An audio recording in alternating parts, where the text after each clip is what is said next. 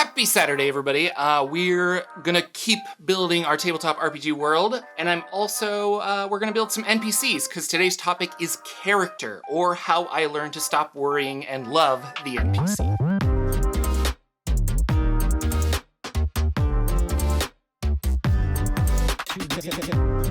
Hey everybody, Jordan here, the PH is silent, and this is a video series. We're on day 19 of a 30-day challenge to build a tabletop fantasy RPG world. We're gonna jump over here to Notion and answer today's questions, which is gonna be about character. So let's dive in. Hey everybody, Jordan here, and we're hoping that I'm watching my son down here from the baby monitor, and we're gonna pray that he stays asleep so that we can get a little recording done and talk about Endegar world of adventure. We're doing a 30-day world challenge. I probably said that 8 or 9 times now, but today we're going to talk about character and taxes and tributes. How are those collected? And I think this is a fine question. It's from our 30-day world challenge from Absolute Tabletop. How are taxes and tributes collected? But I don't think I need to put a ton of information in this, because if you own land, if you own a business, if you own stuff like that, I think the Pact Keepers are probably going to be the enforcers. So there's going to be a law that so much gold or food or things like that has to come into the city to feed the elite and pay for the elite to have elite lives. And that's pretty straightforward. So if you don't do that, then the Pact Keepers come and find you. So we're going to say Pact Keepers keep the law, and you pay taxes via owning land or a business, just like that. And there's probably people outside of this law. If you're not living in the city, you're not actively paying taxes to Dominica or her kingdom. But yeah. But the interesting one over here was character. And I'll jump over here. So in character, this is to create your main character, I think, or just a character, because you're going to go through a bunch of iterations with this. But, you know, the big 3 elements of a novel: character, plot, and setting. And we've been working on setting, but what about character? So in here, she proposes some questions to ask yourself. And in this example, the fictional character is named Joe. And we need to go over this and just kind of things. So NPCs are weird because I haven't really been dealing with specific people other than the villain. And I wonder if this is a good thing to do with the villain, but this is a good thing for the players to do as well. So I don't know, let's go through. So I pasted them in here, and we have describe Joe's physical appearance, age, educational background, and speech patterns. Okay, so this is big. I might go through this and then I'll fast forward and we can talk about the results. So I went through and I changed Joe to Dominica, and then I changed the pronouns to he, she, or she, her. And if I missed some of them, I apologize, and we'll fix them as we go. But describe Dominica's physical appearance, age, educational background, and speech patterns. So she's a red tiefling, very beautiful, mid-30s, and she's very smart, like manipulative smart. Very precise speech and minimal words, so she doesn't give you a secret. You will get the exact amount of information you need to do what she wants you to do, and I like that. What would a stranger notice 5 minutes after meeting Dominica? She means business and she's powerful. What would a companion notice after 5 days of traveling with, working with, or being around Dominica? And I wrote that you'll find that you do most of the work. Who are Dominica's parents? Are they still alive? And I was like, I don't think they're alive, and it's a mystery, but that's a good question that I need to think about later. Of what kind of an effect do her parents have on her, which is the second question. What if Dominica met her parents? See, I messed it up. How would she behave? And I think she'd be confused, and maybe there's a redemptive story arc there that she doesn't necessarily know her parents or want to know them, but you're always curious about that connection in a way, perhaps. I don't know. Where did Domitica grow up? And what if she had grown up in another place? And what if she didn't like her home? And I said she grew up in a city as a vagrant and she didn't like her home, if you could call it that. And she kind of just lived not a happy life. I don't think her parents were there. And she was fine and probably happy to sacrifice others when it benefited her in the long run. So not necessarily like a really good friend. She's not going to throw you under the bus for a sandwich, but that lawful evil kind of, if I have to put you in a jail cell for all eternity to gain a royal status to marry this prince or something, I'm going to do that, like 100%. Like if it significantly helps her, you're kind of weighing the pros and cons between friendship or how do I use this friendship to get up here? And I don't know. It reminds me of the Drow and the War of the Spider Queen. There's a pair of Drow friends in that book that have a really good relationship where they are friends, but at their core, they're still Drow. And one of them does something very Drow-esque where it's like, well, I naturally would sacrifice you to save myself. Like, why would I put myself in danger? And the other one's a little hurt because he's like, well, I thought we were friends, but you're right. That's the Drow way. And I think that's how she operates. So you would be mistaken if you were friends with her because she probably doesn't have any friends. What if Domitica wasn't born there? And I kind of changed this to like the location doesn't really matter because I think that's not going to become pertinent to the story. But another great question is, what if she had been born to loving parents? How would that have changed her? Or is she just destined? Is it fate for her to want to seek power? Who's her biggest hero?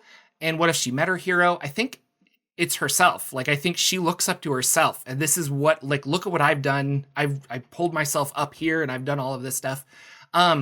And then if she met herself, she would hate it because that is a rival and that is someone who is equally intelligent and manipulative as her and could topple her. So she would never want to meet herself, which would be interesting if you could like duplicate her with a simulacrum or something and then set the two against each other. What if Domitica met her nemesis in a neutral public place?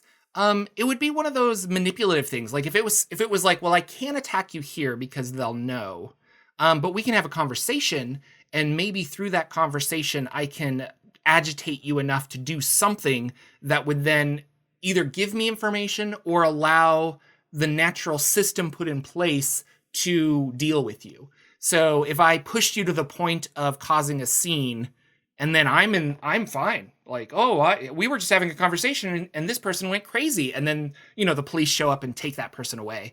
That is her plan. What if Domitica had family, kids, etc.? And what if the kids were part of Domitica's problem? And I said, she doesn't value a family bond. And so if her family worked for her, that would be, you're just another employee, you're an asset that I could use or lose. It doesn't really matter. So I don't think having kids would be important because they're not important. She is to her. How does she fit into your speculative element? Does she not believe in it? Is she an outsider? And I would say she is an expert in pact magic. And her and the other Quadrivium members are the original, like, warlocks. And so not that... I think a lot of warlocks don't understand where their power is coming from, but they have power. But I like that she is a demigod. She's been doing this for a long time, and she has a very strong understanding of magic and how that magic correlates between her and the person she made a pact with, or the creature. What if Domitica encountered something she didn't believe could happen? How would she react? What would that something be? And I'm going to say that she doesn't believe that the gods can stop her or that they care about Endigar. So if there was a divine intervention, I think that would really throw her off her guard because she has a very, probably a lot of mechanical contingencies set up, but for things that she's like, well, that will never happen. We don't need to do that. So if the impossible did happen, she would be very self-preservation-y. But I don't know. It's a good question. What secrets does Domitica have, and what if her nemesis knew her secret? What if a love interest knew? What will Domitica do to protect her secrets? And so she has a very strong understanding of pact magic because of her OG, she is one of the original warlocks. And so she obtained power and she can wield its great effects. And I think she'll protect this idea of there's more than just learning an Eldritch Blast by selling your soul or something like that. And she would protect this with her life, because to create more of her, other than to create more than just the 4 quadrivium would be terrible, because those 4 went in together and made pacts and knew what they were doing. And now each of them has 3 other rivals. Like, everyone's fighting each other for supremacy. So to create another one would not help her in any way. It would just create another person that she has to eventually take over, because there's no guarantee with that much power, if you're on the same level as her, that you're going to follow her. So yeah, I think that's a huge secret. And maybe there's another secret there. Like, this question is what if you're I think this question is kind of like an Achilles heel. And what if Domitica, I don't know, like what is her Achilles heel? Like, what is, if you send her back here, or if you make her say her name backwards, does she disappear? I don't know. Kebert Zella. For the other quadrivium members, especially Demonitas, like, it would be like, well, where's your phylactery? Like, that would be a good secret that he has. Or does he have a phylactery? But for her, I'm not really sure. That's a good one you need to think about. What does Domitica not know about herself? What if Domitica wasn't who she thinks she is? What if she learned that about herself, and how would she take that information? And I think what she doesn't know about herself is that in her plan, she doesn't have an end goal. And so I think of her entire, the fight is the important thing. And I think about people that climb the corporate ladder or a pyramid scheme. Like, what happens when you get to the top of the pyramid? What happens when you climb the corporate ladder and you finally have your office and you've worked so hard to get it? Part of your life, part of how you defined who you were, was getting to that point. And everything you set in place was to get you to that point. But when you finally cross the finish line, you don't have anything. Like, what's next? And so if her goal, let's say, is to become a god, she's a demigod now, she wants to ascend to being a greater power, and then she wants to do this, and this. I don't know. I think that is what is scary to her, maybe. And she doesn't realize it. So what if Domitica left home? What if she returned? What if she became an outsider or an outlaw? So I was thinking about this more from what is Domitica without her powers? So if she was stripped by her powers, what would she do? Would she seek out a new way to get power? Would she just live an isolated life and fade away, like I lost kind of a thing? And I don't think she would go back to being a regular person, but that could be interpreted a lot of different ways. I don't think she's going to open a magic shop in, parts of downtown city. But maybe she would go elsewhere and do other things. So that, I don't know, I like that idea of what would happen if she was left alive, but had no powers, Yeah, it's interesting. So that's it. That's our web writer one. This was a good web writer one. Really enjoyed it.